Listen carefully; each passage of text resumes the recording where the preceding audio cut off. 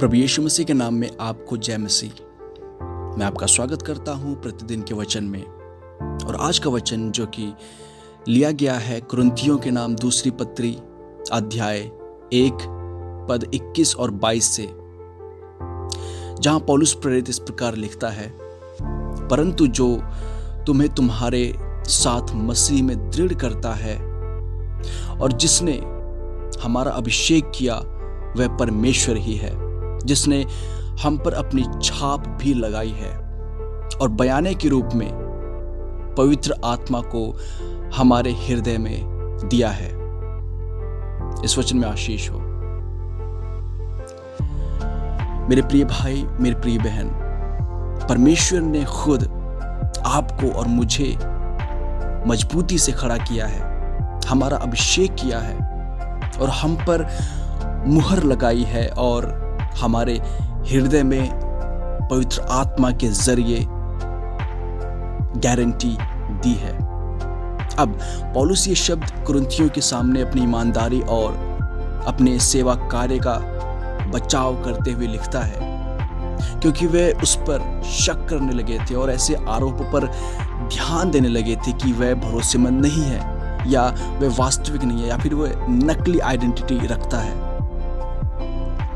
यहाँ पौलुस प्रेरित उन्हें ये याद दिलाता है कि उनका भरोसा किसी मनुष्य या किसी व्यक्तित्व, किसी भावना या लोगों की राय पर नहीं, बल्कि उस काम पर टिका है जो परमेश्वर ने खुद अपनी आत्मा के जरिए किया है।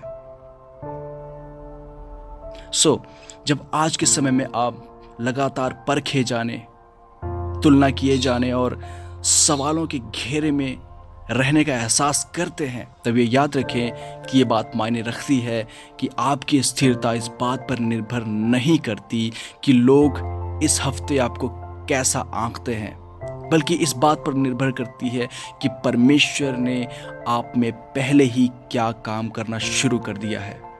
वही परमेश्वर है जो हमें और आपको मसीह में मजबूती से खड़ा करता है। मजबूती से खड़ा करना या स्थिर करने का मतलब है ठोस, स्थिर या फिर उसे पक्का बनाना, जिसे आसानी से गिराया ना जा सके। जब पौलुस कहता है कि परमेश्वर ने यह आपके साथ किया है, तो वह इस बात पर जोर देता है कि अगुवे और हम विश्वासी जन दोनों की नींव मसीह में एक ही है।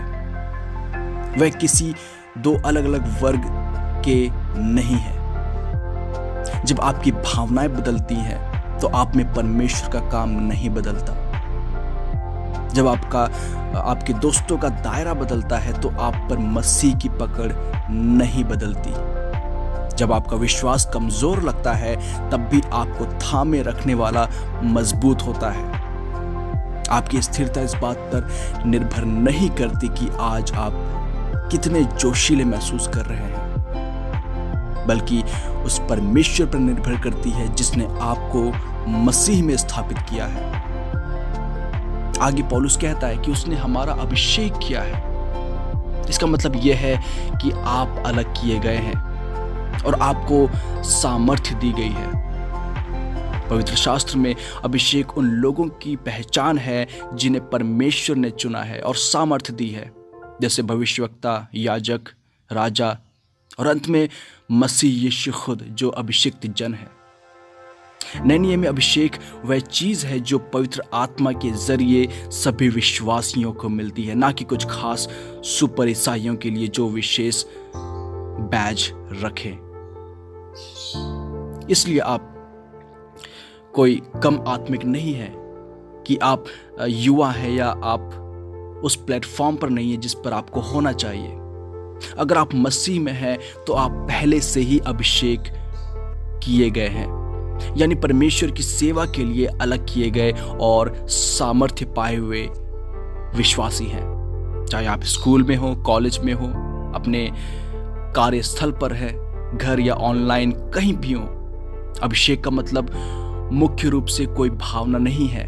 यह परमेश्वर द्वारा आपको आम जिंदगी में सच्ची आज्ञाकारिता और सच्ची सेवा के लिए तैयार करना है। आपको किसी खास एहसास या वाइब के पीछे भागने की जरूरत नहीं है। आपको बस उस चीज के अनुसार चलना है जो परमेश्वर ने आपको पहले ही दे दी है। आगे पौलुस कहता है उसने हमें मुहर लगाई है, जो कि एक पहचान और सुरक्षा को दर्शाता है। पुराने जमाने में मुहर मालिकाना हक और सुरक्षा दिखाती थी। उस निशान का मतलब होता था यह चीज मेरी है, और मुहर उसे छेड़छाड़ से बचाती थी। यहां पौलुस कहता है कि पवित्र आत्मा देकर परमेश्वर ने हम पर अपनी मालिकाना हक की मुहर लगाई है। कितनी सुंदर बात है ना मेरे प्रियो। जब आप अपनी पहचान को लेकर उलझन में हो, आपकी पहचान आपके रंग रूप, नंबर्स, फॉलोअर्स, गलतियों या फिर प्रलोभनों से तय नहीं होती। आप पर परमेश्वर की मुहर का मतलब है यह मेरा है, मैं इस पर अपना हक जताता हूं, मैं इसकी रक्षा करूंगा। वह मुहर आंखों से दिखाई नहीं देती, लेकिन परमेश्वर के सामने और आत्मिक दुनिया में वह असली है। इसमें सुकून और बुलाहट दोनों मिलते हैं। आगे पौलुस कहता है हमारे दिलों में गारंटी के तौर पर आत्मा दी गई है। ये जो गारंटी शब्द है, इसका मूल ग्रीक शब्द जो है वह एराबॉन है। इसका मतलब है कि डाउन पेमेंट या बयाना, यानी पहली किश्त जो खरीदार को कानूनी रूप से बाद में पूरी रकम चुकाने के लिए बाध्य करती है। पौलुस इसका इस्तेमाल यह कहने के लिए करता है कि पवित्र आत्मा उन सभी चीजों के लिए परमेश्वर का डाउन पेमेंट है जिनका उसने वादा किया है, जैसे अनंत जीवन, पुनरुत्थान और नई सृष्टि। आप पहले से ही एक ऐसी स्थिति में जी रहे हैं जिसके पास आत्मा है, माफी है और नया जीवन है, लेकिन आपको अभी पूरी महिमा, पाप से आजादी और नया शरीर नहीं मिला है। आपको आपके दिल में आत्मा की मौजूदगी जो आपको एहसास दिलाता है, आपको मसीह के पास लाता है और नई इच्छाएं देता है। इस बात का सबूत है कि परमेश्वर ने जो शुरू किया है उसे पूरा करने का उसका पक्का इरादा है। परमेश्वर आपके बारे में अपना मन नहीं बदलने वाला है। यह डाउन पेमेंट दिखाता है कि वह पूरी विरासत देने के लिए प्रतिबद्ध है। जब आपको परमेश्वर के साथ अपने भविष्य पर शक हो तो अपने अंदर आत्मा के काम को सबूत के तौर पर देखें कि वह आपको छोड़कर नहीं जाएगा। जब आप असुरक्षा और तुलनात्मक जीवन से ग्रसित हैं, जब आपको लगे कि आप काफी अच्छे नहीं हैं, तो यह पद आपको बताता है कि आपकी कीमत परमेश्वर की मुहर और अभिषेक पर आधारित है, ना कि आपके प्रदर्शन या फिर लोकप्रियता पर।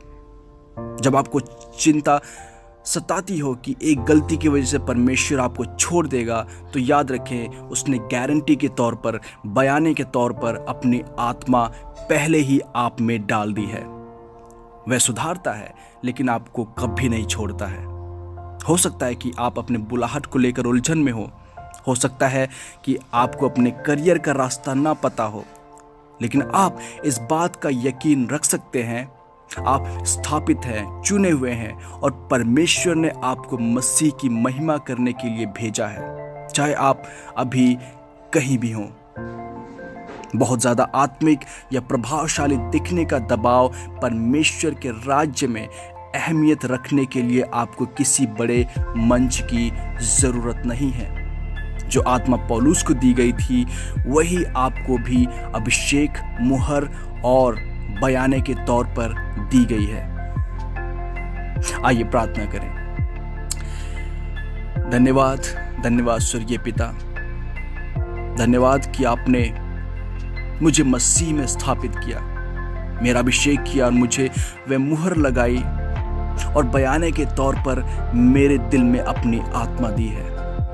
पिता, जब मैं असुरक्षित महसूस करूं तो मुझे याद दिला कि मैं तेरा हूं। जब मैं कमजोर महसूस करूं तो मुझे याद दिला कि तूने मुझे पहले ही तैयार कर दिया है। जब मुझे अपने करियर पर शक हो, अपने भविष्य पर शक हो, तो मुझे याद दिला कि तूने मुझ में अपना बयाना जमा कर दिया है और जो तूने शुरू किया है उसे पूरा करेगा। पिता, मुझे ऐसे जीवन जीने में मदद कर जिससे जैसे कि मैं तेरा हूं, तुझसे प्यार पाता हूं और तेरे द्वारा भेजा गया हूं। प्रभु यीशु के नाम में होकर प्रार्थना मांगता हूं, सुने और ग्रहण करें। आमीन।